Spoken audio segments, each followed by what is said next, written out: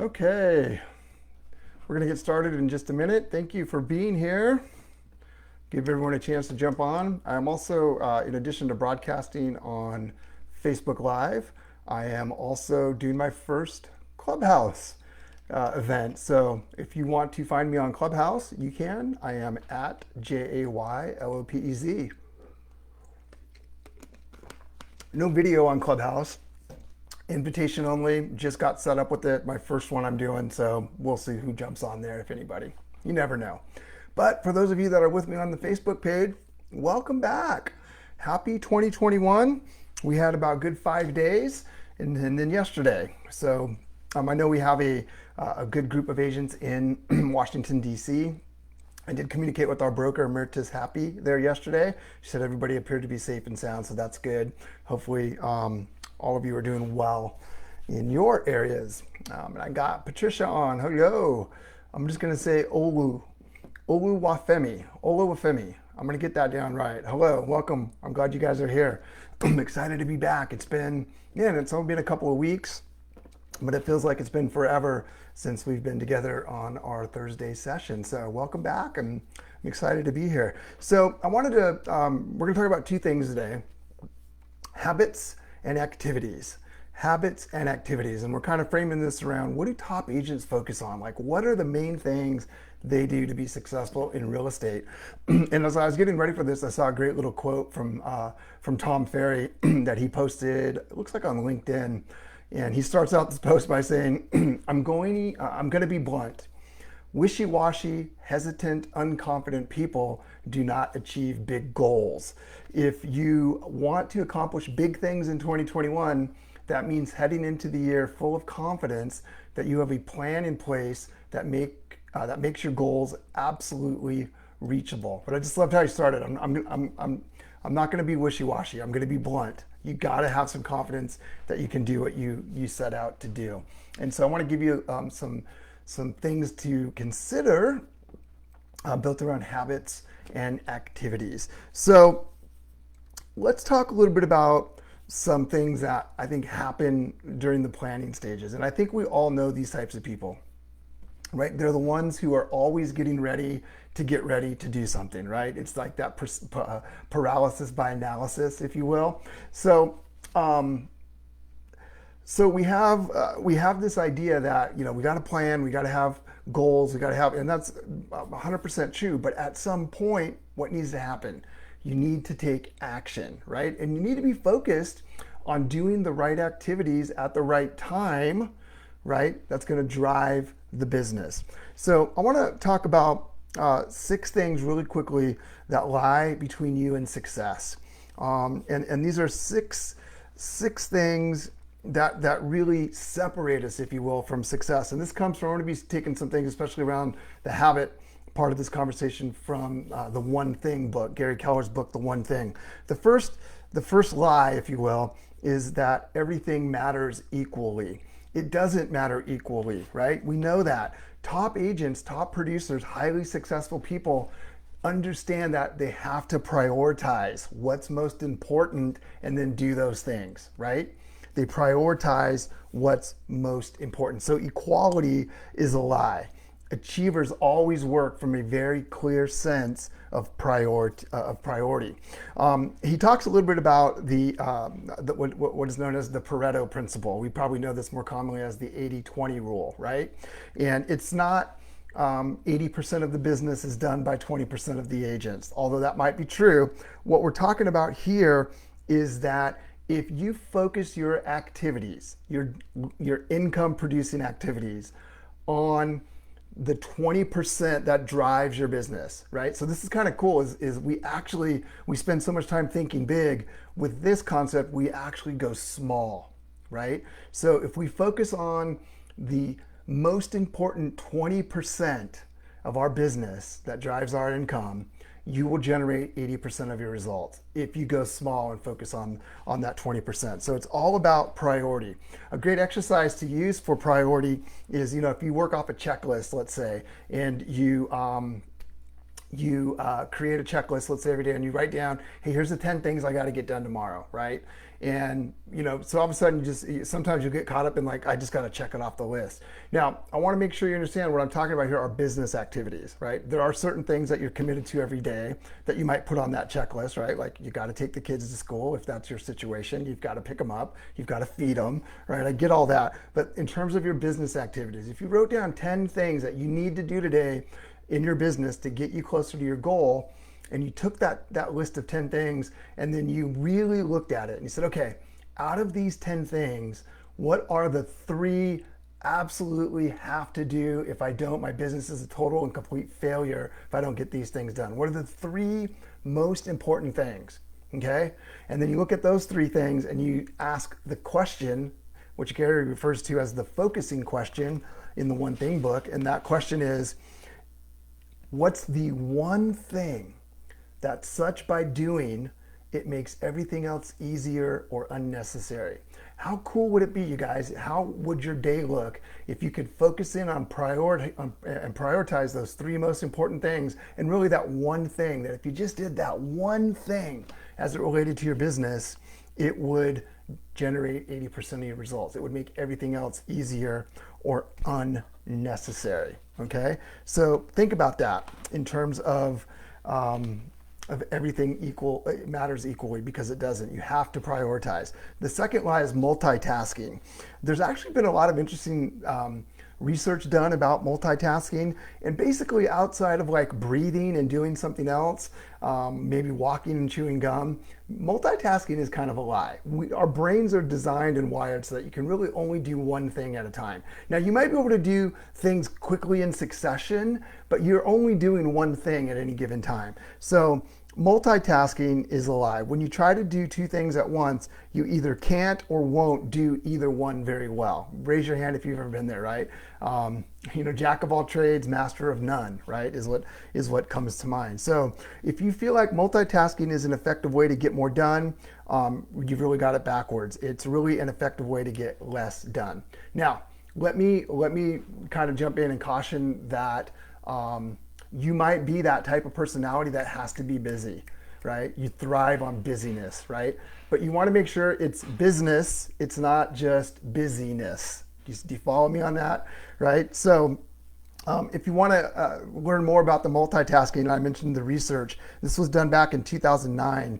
A gentleman, you can Google him, I guess, Clifford Nass, N-A-S-S, Clifford Nass, did some research, set out to investigate multitasking. The mission was to find out how well so-called multitaskers actually multitask.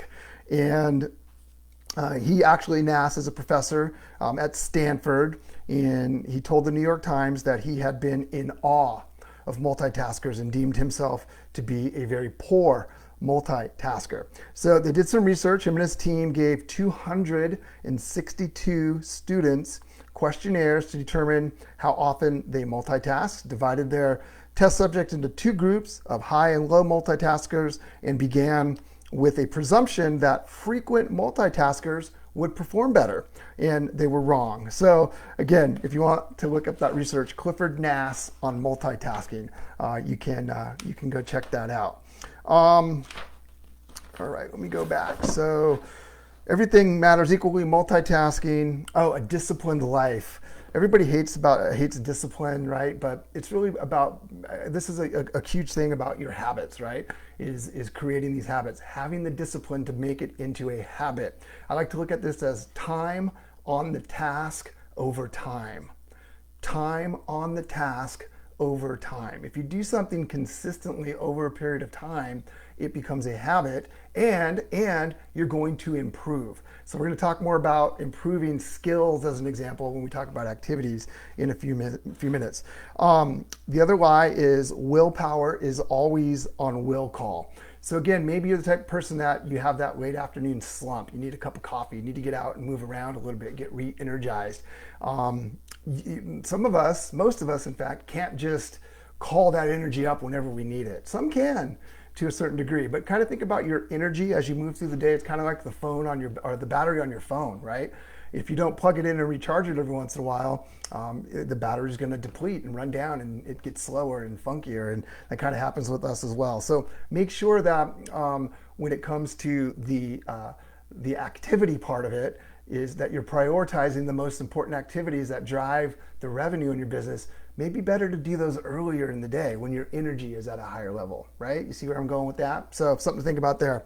A balanced life, another big lie. Like, I need to live this balanced life, work hard, play hard, right? I've got to have this balance.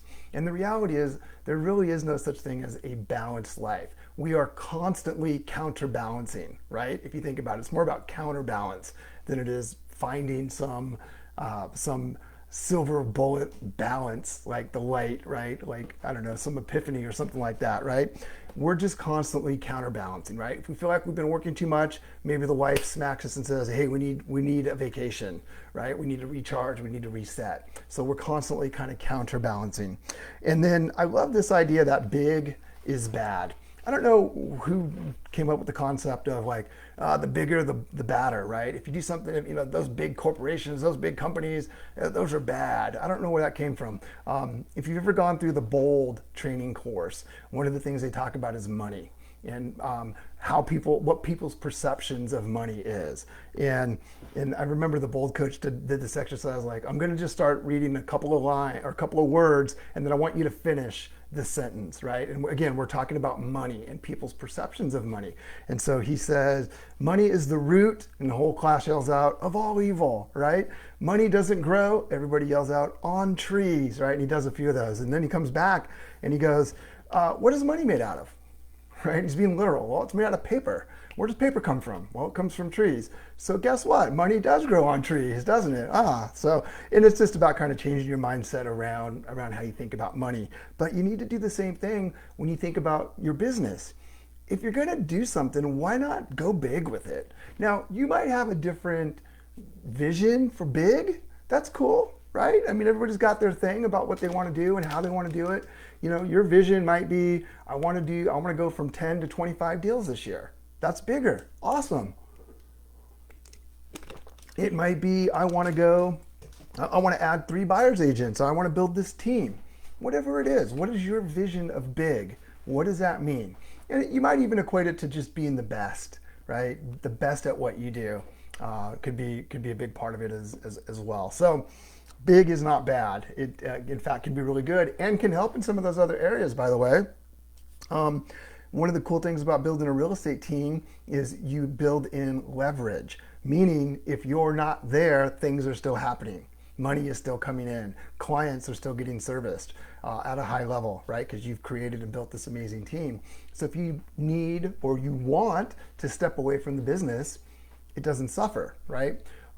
We've talked about the cash flow quadrant, and that's another conversation for another day, but it's about how we earn money, right? And first, for most of us, we're employees, right? We have a job, we show up, somebody pays us for our time or our production. Some people become self-employed, which is, I think, where most real estate agents really kind of categorize themselves as self-employed independent contractor, right? But what happens when you're self-employed? If you're the one doing all the work and you're not there to do the work, what happens to the work that needs to be done? Nothing. It stops. So you've got employee, you've got self-employed. Now the top right of the quadrant is a business owner. You own a business. You have leverage. There are people there to help and do things if you're not there. I always use the analogy of a restaurant. If I was a chef and I was gonna start a restaurant, initially my fingerprints are gonna be all over everything, right? I'm probably gonna pick the space, probably help design the space, certainly design the menu, right? But when we're ready to open the doors, I can't be the hostess, the waiter, the chef, the bartender, the dishwasher, right? I gotta have help. It's the same thing in your business. Who do you need in your world that can help you build a business so that you've got leverage, you can spend more great time with your friends, with your family, traveling, doing other things that you want to do, and that's a great place to be. And then the bottom right of that cash flow quadrant is investor, which is the highest form of income earning, right? Where that's just money comes in. Maybe you own apartment buildings now and that's passive income. Somebody's just paying you rent every month, right? You've built your revenue share, right? So you're helping us grow Real. You're bringing great agents in, they're closing deals. You're getting a piece of that pie through your revenue sharing opportunity. That's passive income. You're now an investor. The highest form of income that could possibly come in is that passive income, right? So some things to think about there. Another conversation for another day. Let's talk about, so habits, you've got to think about, what are the lies? What are the truths? What do you need to plug in? And then time on the task over time. Let's talk about the activities. And I'm going to share a story with you. Some of you know the story about how I started in real estate almost 30 years ago. My in-laws, the first few years in business, I actually worked for my mother-in-law and father-in-law. My wife worked with us as well. We're all still in the business, which is great. So I had the advantage maybe of having a structure around me every single day. I wasn't thrown to the lions like a lot of agents who start out not really sure what to do. You get that license, you interview with some brokerages, you pick something that felt good to you, or you like the office manager or the broker or whatever, and that's how you ended up at that particular office. I had structure, and it was a lot of structure. I had things I had to do every single day. Now, they were paying me a little salary. They were investing in my education, my personal growth and development.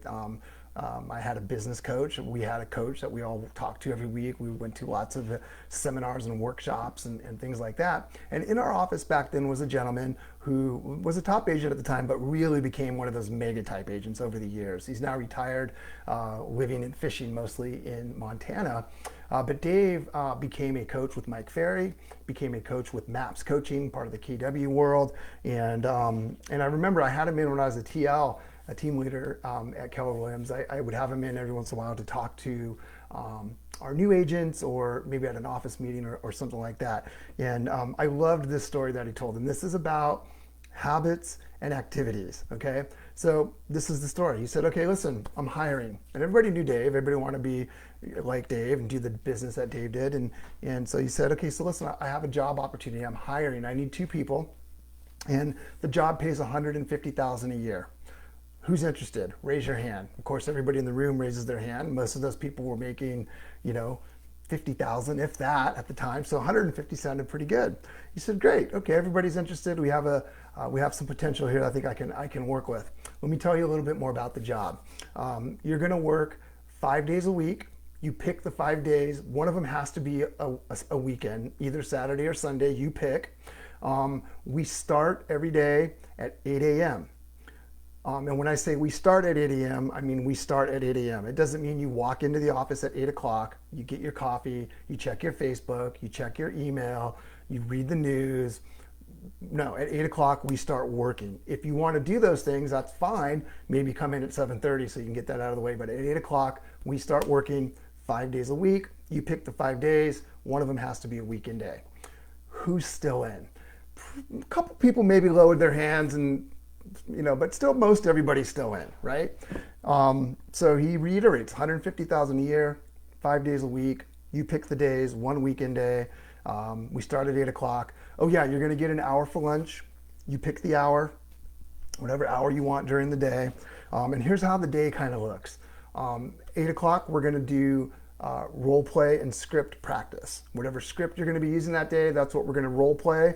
If you're calling expireds, for sale by owners, calling around listings and sale activity, calling the people that came to your open house over the weekend, doesn't matter, I don't care who you're calling, but whatever group, whatever target you're going after, that's the script we're going to practice, and you're going to master that script. We're also going to practice for 30 minutes objection handlers. You're going to know all of the objections that people can ask, how you deal with those, and how you can move that conversation along. Basically, we're going to build your skills. Who's still in? That's going to be from 8 to 9 every morning. Then we're going to get on the phone. We're going to make our calls. You need to talk to at least 50 people a day. So that might be 25 in the morning, 25 in the afternoon. However, if you set appointments or you have appointments scheduled for the afternoon, might want to get a little bit more done in the morning in terms of your contacts, so that you don't have to come back in and maybe stay late or whatever, because you owe me those 50 contacts every day, mandatory. If you don't hit those 50 contacts a day, we're going to have a conversation about it after the second week of not hitting the numbers. So if you think about it, 5 days a week times 50 is what is that? 5 times 50, what is that? 250 contacts a week.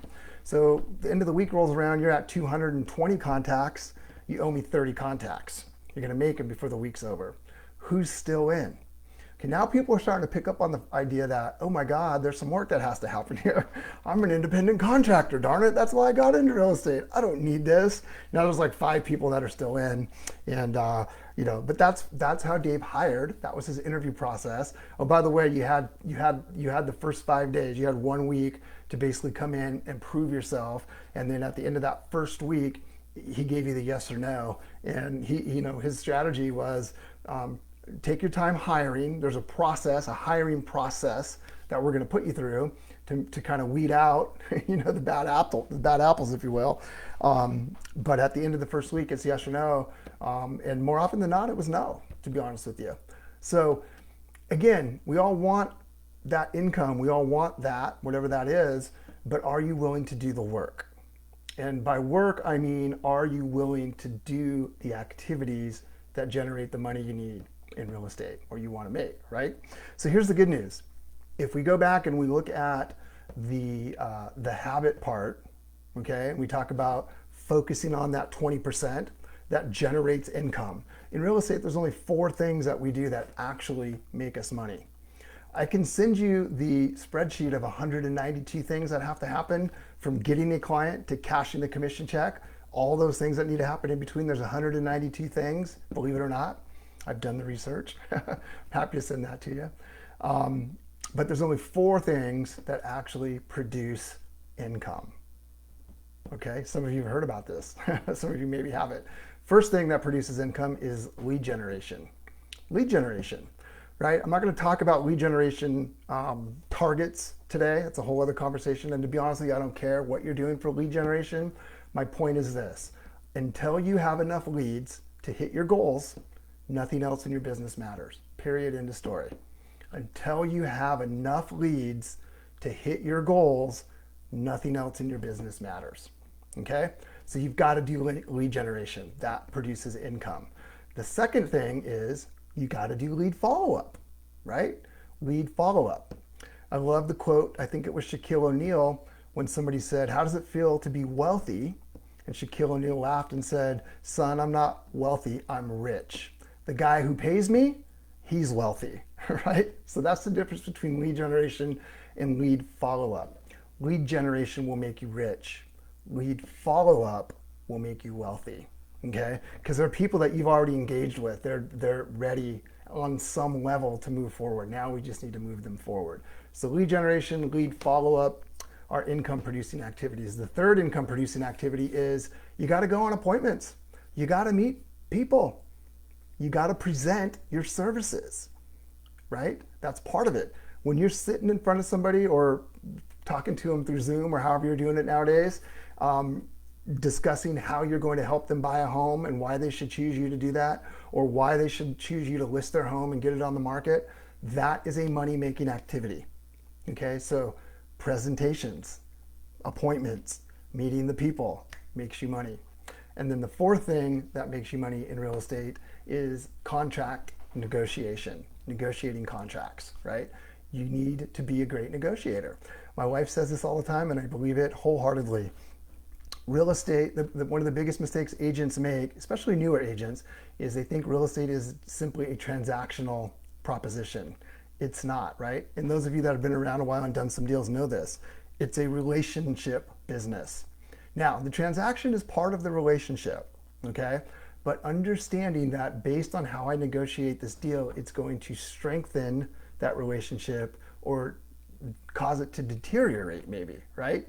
So here's what's interesting as we look at those 4 things. Oh, and by the way, if there's a 4B, it would be mastering your scripts and dialogues and your objection handlers and your presentations. And that's actually the common theme that runs through all 4 of those things. If you are tracking your numbers, this is an activity, tracking your numbers, right? Things like how many people do you need to talk to get an appointment? How many appointments do you need to go on to get a contract signed? How many contracts do you need to get signed to close the deal and cash the check, right? Those types of things are what you need to be tracking.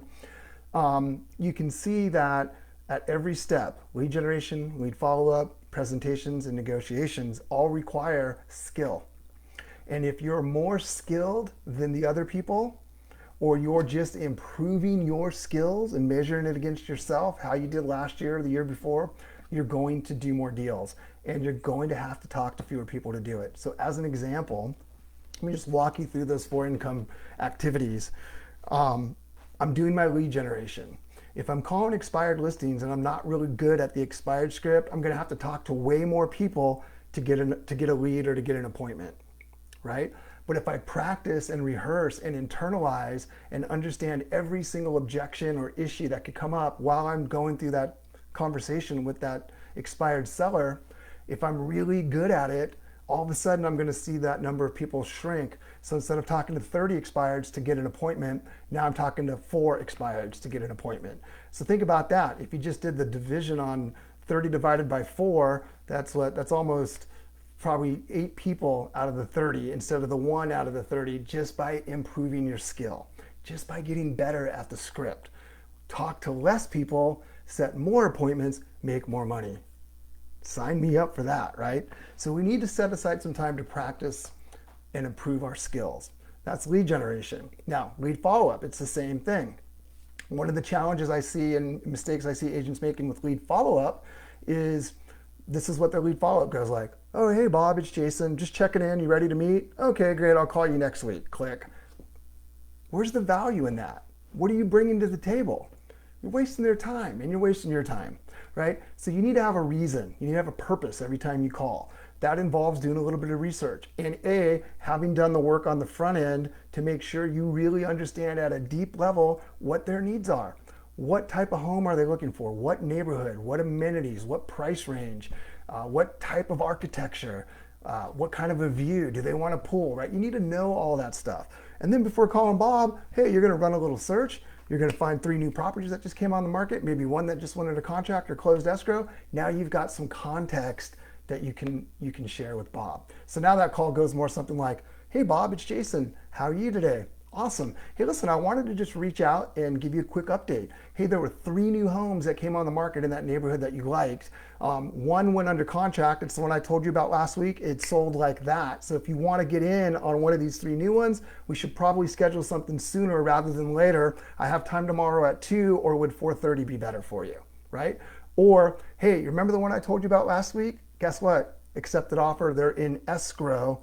Has your timing changed? What's going on causing you not to get in on some of these properties? Has something happened that I need to know about, right? Now you're gonna have better conversations about how you can better serve them. You're bringing more value to the table, right? So on the lead follow-up, have a purpose.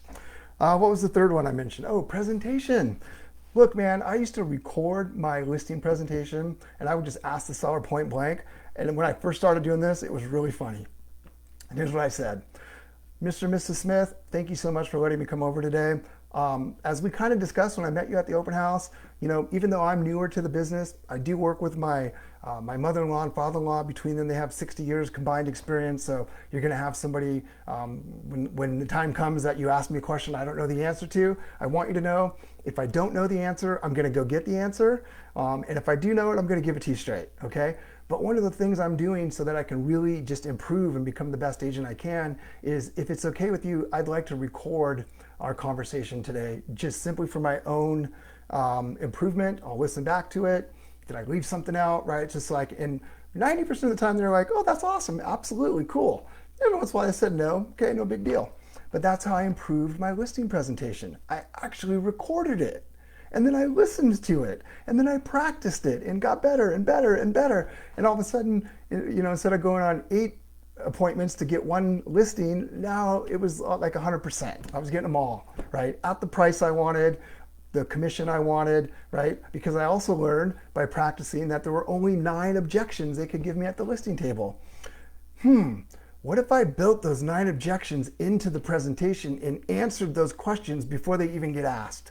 That's probably a pretty good idea. So improving your presentation skills. I would always stand in front of the mirror or in the shower the day of the appointment while I'm getting ready, going through that listing presentation. And my wife would always go, well, who are you talking to? And I'm just talking to myself, going through the presentation, right? In the car on the way over, I might pop that recording. Back then it was all on cassettes. I might pop that cassette tape into the tape deck. Some of you young ones won't know what I'm talking about, and listen to that last listing presentation I recorded, right? I'd always get there early. I would have people come out of their house saying, hey dude, you can come on in. I've been sitting out in front of their house for 15 minutes going through the presentation in my head. So time on the task over time, especially when it comes to improving your skills. Okay, sharpening the saw, as I like to say. And then negotiating contracts. Look, if you just understand that you're working as a fiduciary for somebody else with their money on probably the biggest purchase or sale they're ever going to do in their life. Now they might buy a more expensive house or sell a more expensive house, but it's a house or it's a piece of property or it's a commercial building. It's a big deal. You can screw it up by not understanding how to negotiate. This is why we have a code of ethics, by the way. I get calls every once in a while from our agents. Hey, I got a client that wants to do a commercial deal. They're looking to lease a commercial office space. Maybe not so much right now, but you get my point. So my first question is always, have you ever done a commercial lease on an office space before? Well, no. You're gonna have to refer it. Refer it to another agent who specializes in that. Don't learn that type of a deal without partnering with somebody that really understands how to do it. You're compromising your fiduciary duty and putting your client and their money at risk. Okay? I'll get off the soapbox now. But understanding how to negotiate and understanding that it's all about finding solutions. Okay? Another thing my wife always says about the relationship, it's a people business. Part of what I do and why I'm so successful is I understand people. I know how to read people. I understand different personality types, and I've mastered negotiating. I never go into a negotiation trying to win, right? We know it's going to be some sort of a compromise, but how can I get the best deal out of that compromise for my client? And it's not personal, it's business. It is personal when it comes to the clients and buying or selling a house. There's emotional attachment there, I get it, but it's still a business transaction, and we need to keep it that way. So if you got an angry agent on the other side who clearly doesn't know what they're doing, and that's why they're always yelling and screaming, they're trying to be a bully and intimidate you, get with your broker. I meet with the state brokers every week. We all get together every Tuesday around with Sheila and some of our leadership to talk through some of these things. They're all really good. None of them are going to be intimidated. None of them are going to come across a situation that they probably haven't dealt with 50 times over, if not more.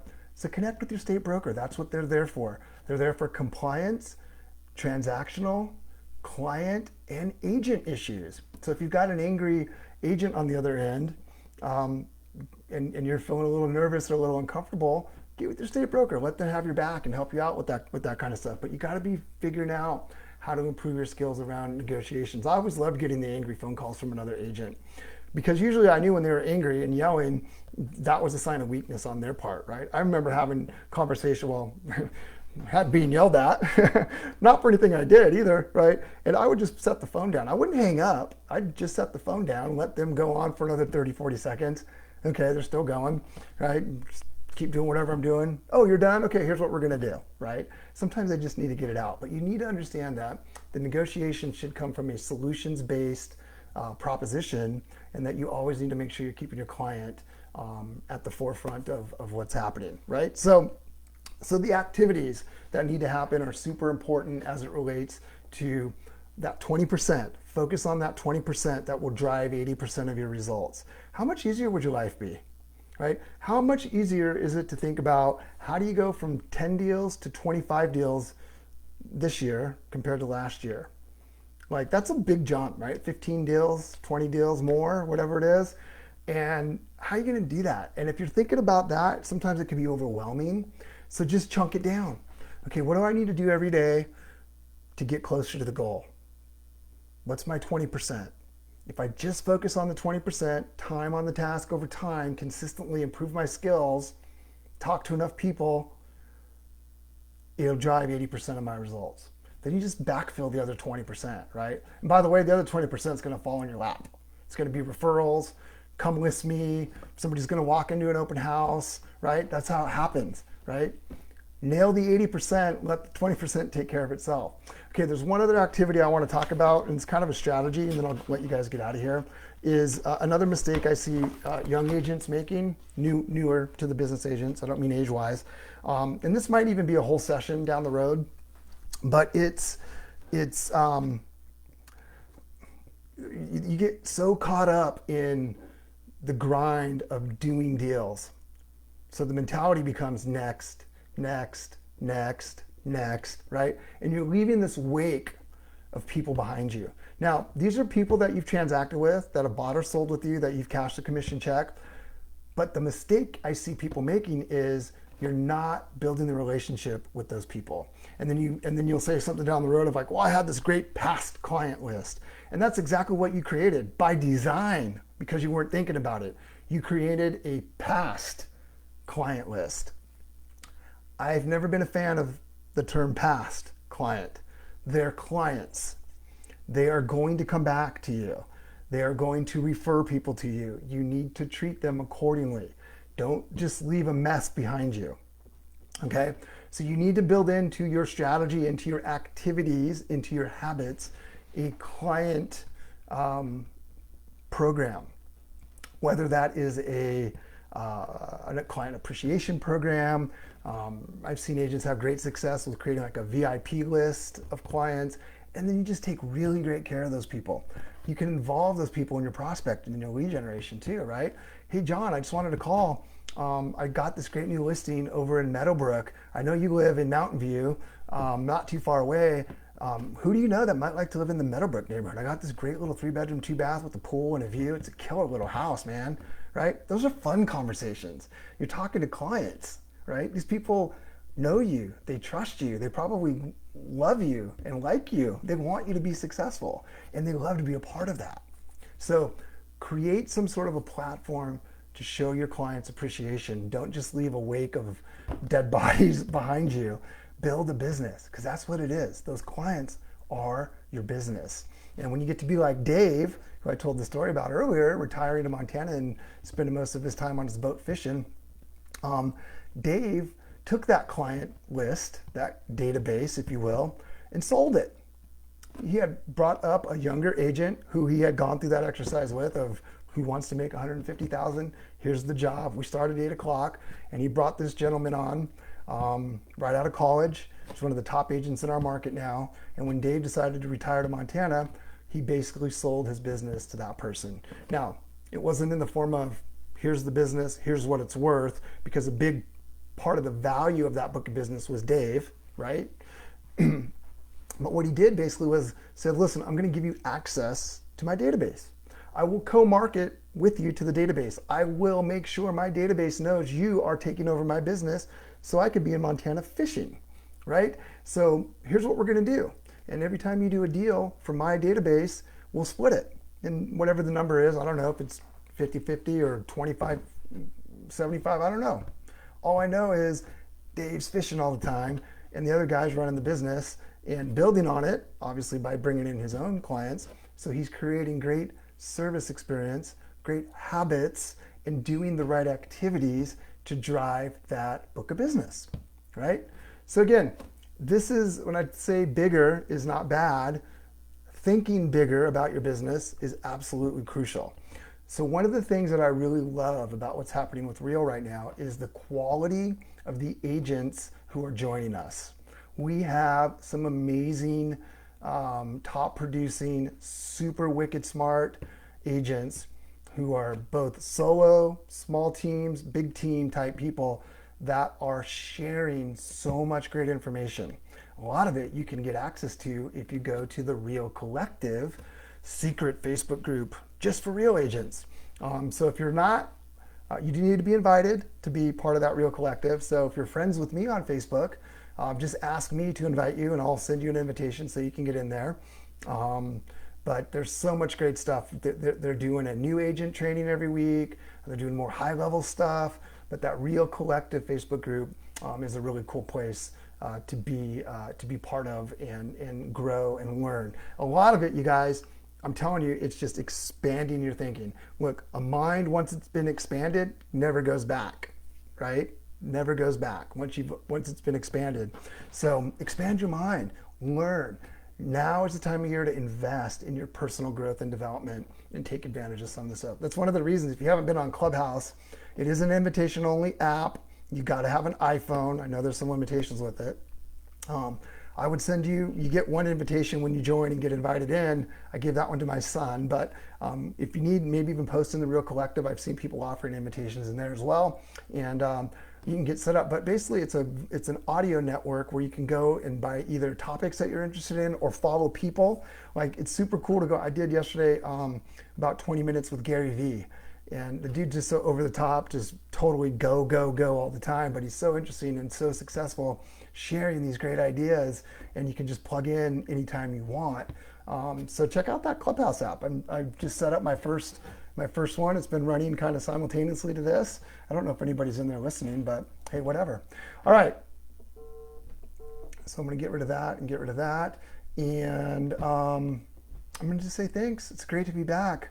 We do have our national Zoom call tomorrow, 10 a.m. Pacific. So if you want to jump on that, I have no idea what I'm going to talk about. Something marketing wise, I think. Oh, I do want to talk. I'm going to talk a little bit about SkySlope. I know that.